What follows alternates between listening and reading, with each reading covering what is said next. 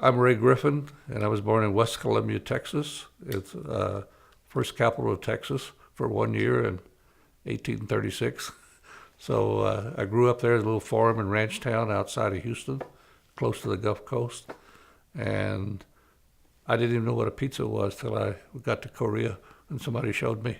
I was 20 years old, so I was kind of sheltered. And the military led me a lot of places in 3 years, real quick.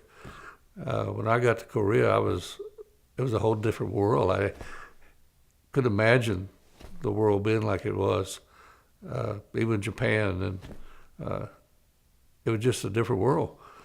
And I'm very grateful that I had that experience because I think it molded me a lot. And of course, when I came back from overseas, I felt like I was the oldest 21-year-old on earth because I'd turned 21 while I was in Korea. And but I look back at the memories I had there. I worked in what we call a repo depot in Ascom City, which was real close to Incheon, where all the troops would come in and out of Korea.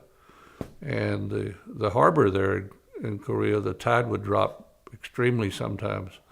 I don't recall how much, but the ships couldn't leave when the tide dropped so much. And we fed all the troops that came in and all the troops that were leaving. Well, sometimes we had to feed 4,000 people because they couldn't get on the ship because the tide had changed. And it was all about timing every time the ships came in. And my job, I was a cook, but I hardly cooked in Korea.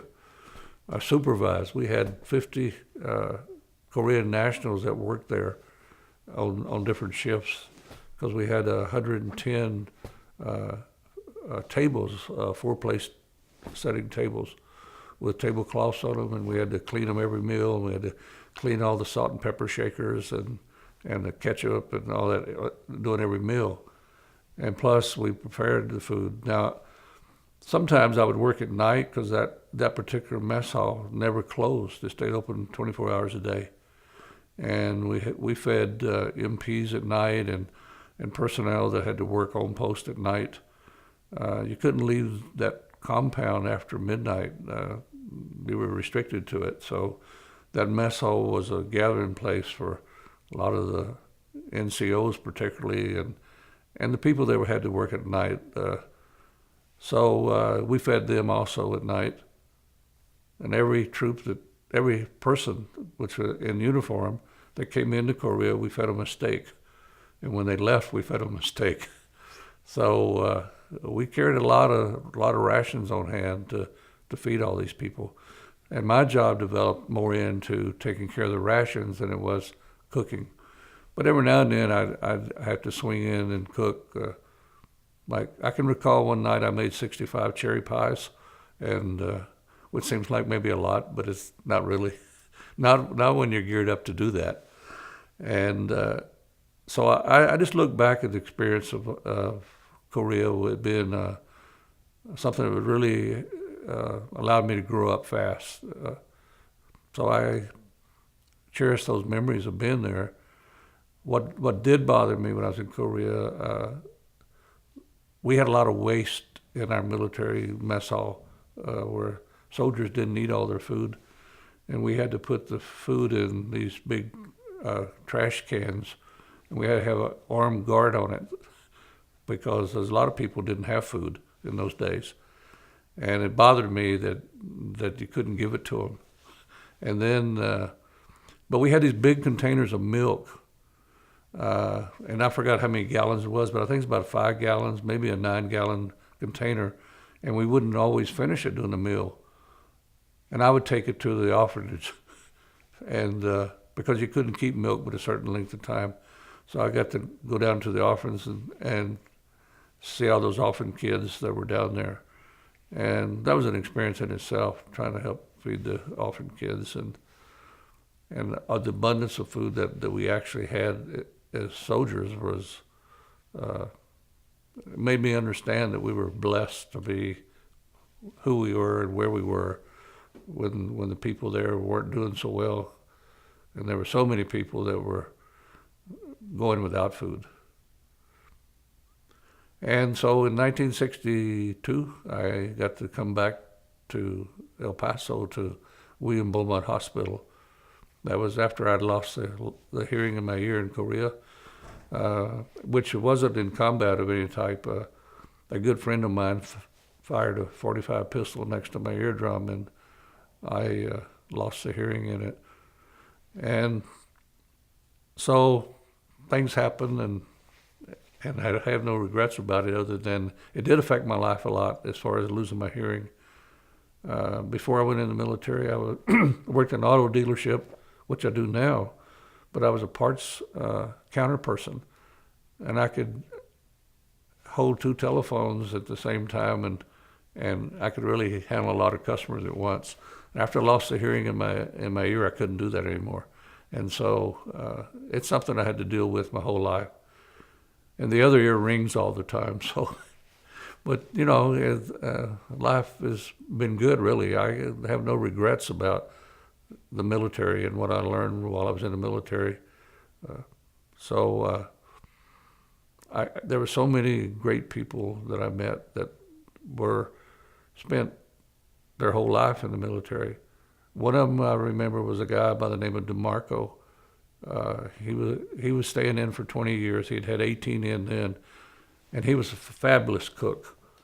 In fact, he would leave Korea and come to the States and cook for a week, and he'd come back and show me the big check he made for what he did. He cooked for Liberace and Bing Crosby and those people way back then. But he's the guy that taught me how to make pizza. In Korea, he made pizza for us, which isn't on the military menu. So I didn't even know what a pizza was.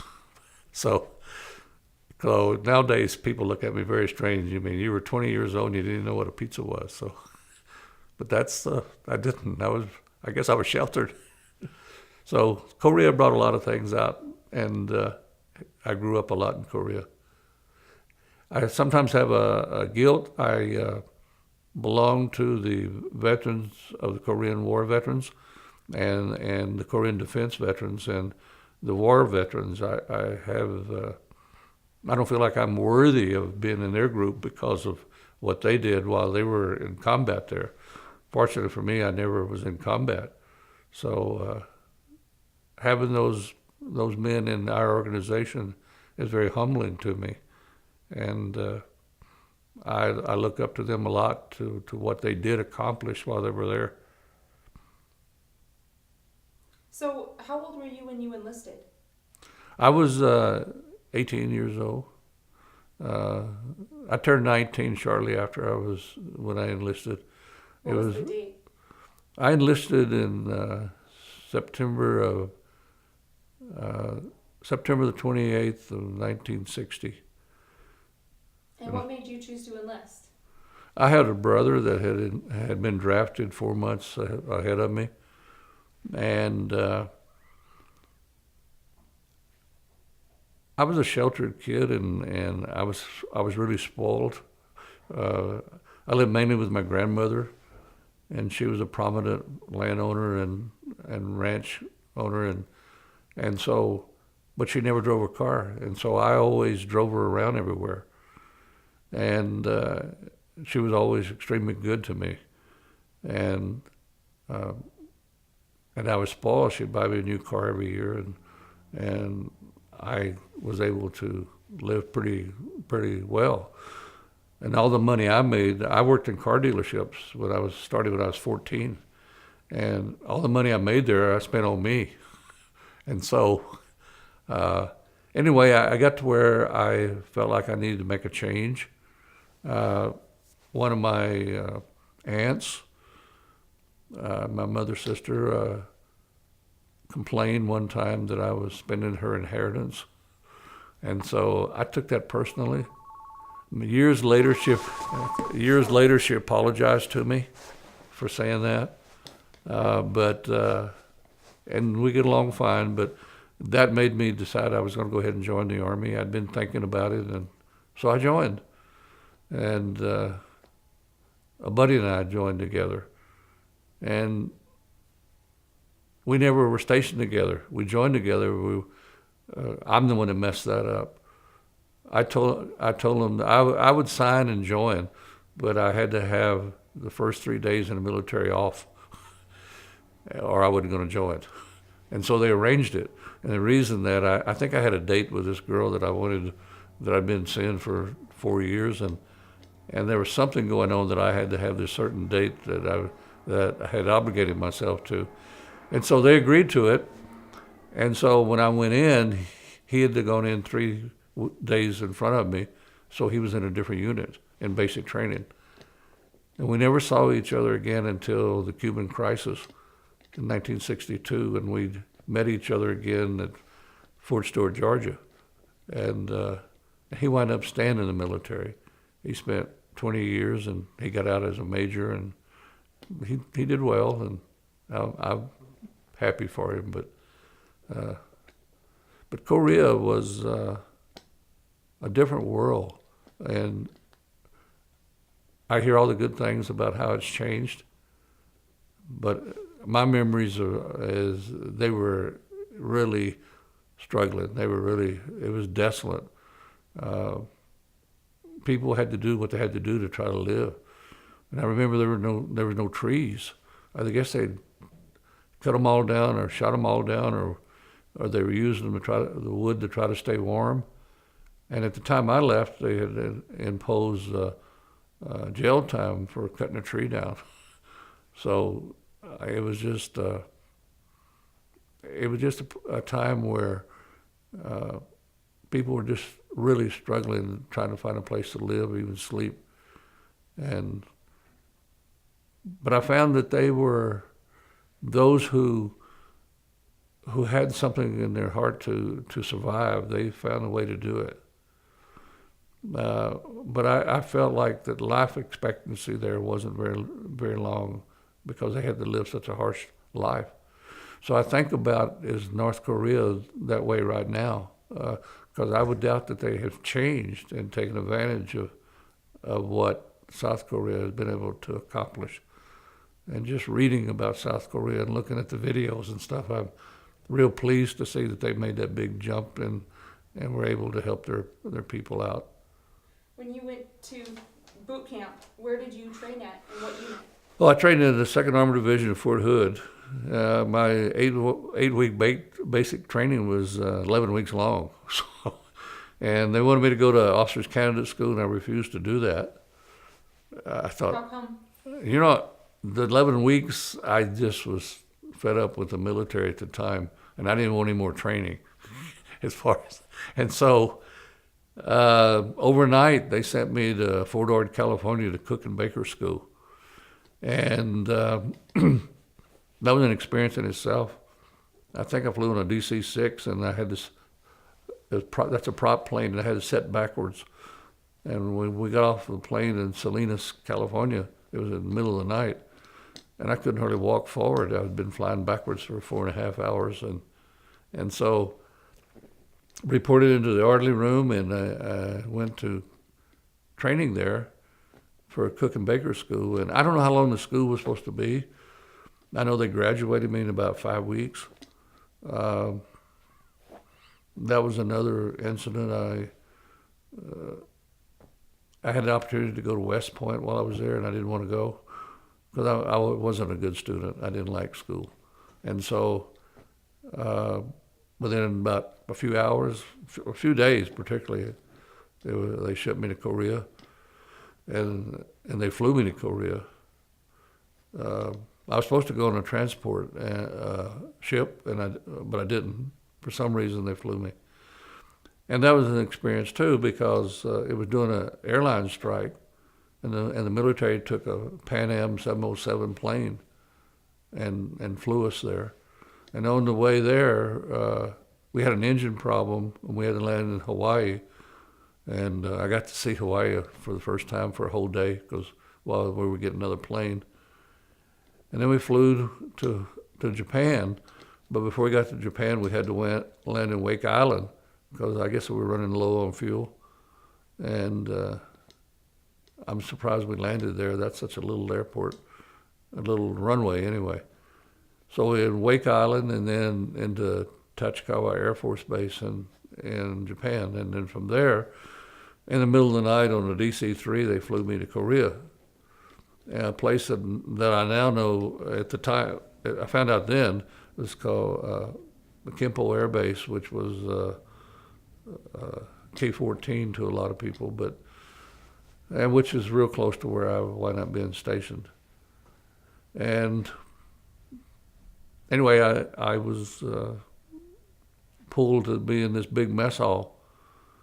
And so duty was great. I worked 9 months without a day off, which was okay. I didn't have anything else to do. And but after the 9 months, they tried to give me too much time off. You know, they finally got some replacements in, and they knew I'd been there all this time. And it was a buddy and I. We were together from the Cook Baker School all the way through Korea, and even back to El Paso. He was stationed with me, and he's passed away recently. He lived in Carlsbad, New Mexico, and so we toured the Pacific together. I think I was the one that always made the reasonable decisions, and he was always the one I had to try to control to make the right decisions, because he was a year younger than me, and he, for some reason, he was always getting himself in a little bit of trouble, and I was always seeming to try to keep him out of it. Well, so it worked pretty good. But Korea is a place to where the South Koreans should really be proud of what they've accomplished, and the U.S. government should be really proud for supporting Korea and what they've done there. One of the things that I think about sometimes, the Korean government has honored Korean veterans greatly, and it shows, where the U.S. government doesn't honor any of the Korean veterans to speak of, not like the Korean government does. So the Korean government seems to be showing gratitude towards everyone that helped them, and here in the United States it's kind of taken for granted. And so I think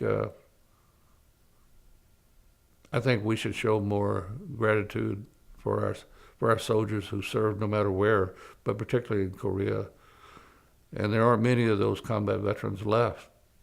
So, but today it's still a situation where there's a defense there, and more people need to know what really is going on there, and why we still have to be there. And hopefully someday North Korea will change and want to become like South Korea. I think they already envy South Korea, but I don't know that they have come to understand that they could be like that.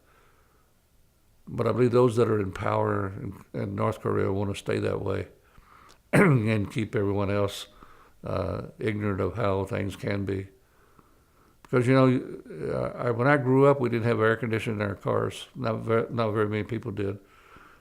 And so you didn't have what you didn't miss. But once you have air conditioning in your car, you can't live without it. So that's what the North Koreans don't know. They don't know what they could have.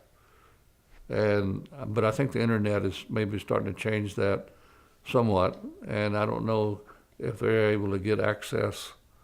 And I'm sure it's difficult for them to get access to the outside world as to how the world is. And for me, I've had a good life. I have no complaints about my life. And I'm still working in the field that I started when I was 14. And I enjoy it. It's like being retired all the time. But I do it mainly for health reasons, but for my family and my grandkids. There's a lot of opportunities have come to continue working. I've retired 3 times but never quit. So and I imagine I'll work till the day I die. But I have some grandchildren, two right now that are and next couple of years going to be going to college, and hopefully I'll start spending time with them before they do go to college. Those two live in the Houston area, but I'm in Houston a lot.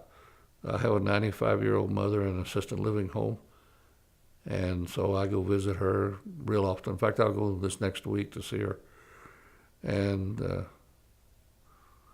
I just like to try to help people. That's why this working in the dealership as a parts and service director allows me to help a lot of people.